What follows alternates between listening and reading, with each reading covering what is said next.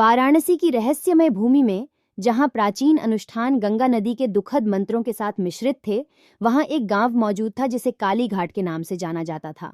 इसके नाम में एक गहरा अर्थ है, क्योंकि ऐसा माना जाता है कि इसे खुद देवी काली ने अभिशाप दिया था।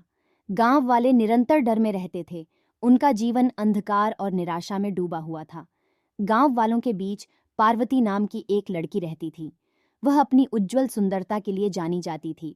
जो भी उसे देखता था, उसका मन मोह लेती थी। लेकिन पार्वती पर एक भयानक रहस्य का बोझ था, एक अलौकिक ताकत जिसने उसे गांव के भीतर छिपी परछाइयों से छेड़छाड़ करने की अनुमति दी। जैसे जैसे समय बीतता गया, गांव वालों को पार्वती पर संदेह होने लगा। वे अपने दुर्भाग्य के लिए उसे दोषी ठहराने लगे और अपनी पीड़ा के लिए उनकी अपवित्र शक्तियों को जिम्मेदार ठहराने लगे। अज्ञानता और अंधविश्वास ने उनके दिलों को निगल लिया और उसके डायन होने की खबर जंगल की आग की तरह फैल गई। एक दुर्भाग्यपूर्ण रात, क्रोधित गांव वालों की भीड़ ने पार्वती के साधारण निवास पर हमला कर दिया। उन्होंने उस पर उनके जीवन में अंधकार और गड़बड़ी लाने का आरोप लगाया और गांव को उसकी अभिशापित मौजूदगी से छुटकारा दिलाने की कसम खाई। पार्वती ने दया की मांग की।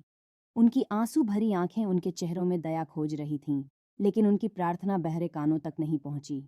डर से बंधे और न्याय की विकृत भावना से प्रेरित होकर गांव वाले पार्वती को काली के पवित्र मंदिर में ले गए, जहां उनका इरादा अपने गांव से हमेशा के लिए कलंक को साफ करना था।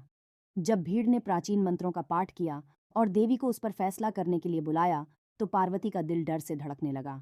जैसे ही चंद्रमा अपने चरम पर पहुंचा, मूसलाधार बारिश ने मंदिर को घेर लिया। इस बारिश की बूंदों में त्यागे हुए लोगों की चीखें गूंज रही थीं। काली की उपस्थिति से वातावरण भर गया। उसकी आभा क्रोध और दुहक से भर गई। जोरदार दहाड़ के साथ वह भीड़ के सामने आ गई। उसकी आंखें क्रोध से जल रही थीं। पार्वती ने देवी की उपस्थिति में कांपते हुए आखिरी बार अपनी बेगुनाही का अनुरोध किया, लेकिन देवी ने अपना निर्णय ले लिया था और कोई भी नश्वर याचना उनके क्रोध को कम नहीं कर सकी। काली ने अपना हाथ उठाया, जिससे परछाइयों की झड़ी लग गई, जिसने पार्वती को घेर लिया। उनकी चीखें अराजकता में डूब गईं।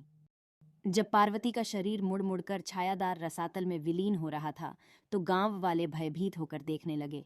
उसके अस्तित्व का कोई निशान नहीं बचा।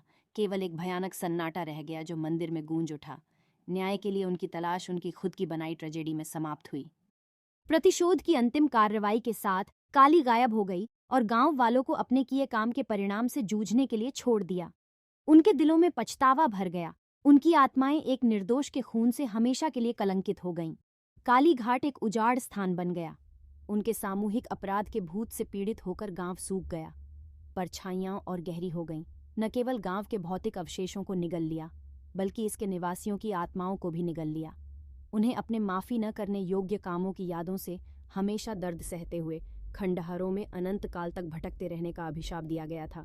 निराशा की गहराई में गांव वालों को एहसास हुआ कि उनके किए काम ने केवल उनके अपने दर्द को कायम रखा है।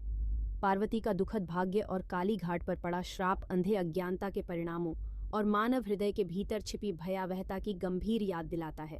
और इसलिए काली घाट गांव एक भयावह प्रमाण के रूप में खड़ा है, एक गंभीर अनुस्मारक कि इंसाफ की खोज में भी अंधेरा जीत सकता है और प्रतिशोध की खोज सदैव के लिए एक बुरे अनुभव को जन्म दे सकती है।